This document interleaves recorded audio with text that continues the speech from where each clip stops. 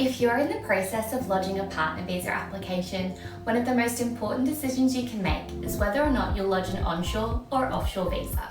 In some cases, this decision could be made for you if you're granted a visa with the dreaded 8503 condition.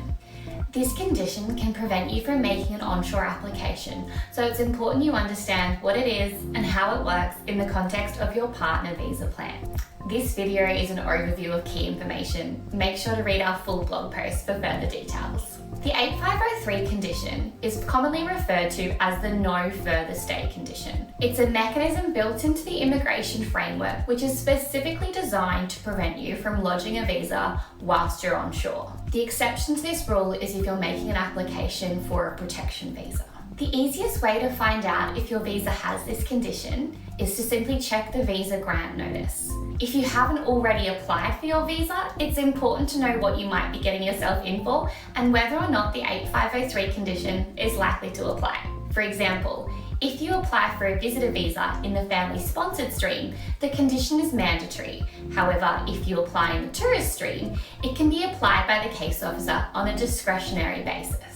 In most cases, if you're granted a visa that contains the 8503 condition, lodgement of an onshore partner visa won't be possible. It's important to note there are limited circumstances where you may be able to apply for a waiver of the 8503 condition and submit an onshore application, but this is extremely rare. Waivers are only granted where applicants can demonstrate compelling and compassionate circumstances have developed after the grant of the visa that contains the 8503 condition. These circumstances need to have resulted in a major change to your personal circumstances and be beyond your control. Whilst there's no hard and fast rules about what can be considered compelling and compassionate, there are some guidelines, and simply wanting to lodge a partner visa in Australia isn't going to meet the criteria. It's important to know what you might be up against when it comes to your partner visa plans, particularly in the context of having a visa granted which contains an 8503 condition. At Freedom Migration, we specialise in creating tailored migration strategies for our clients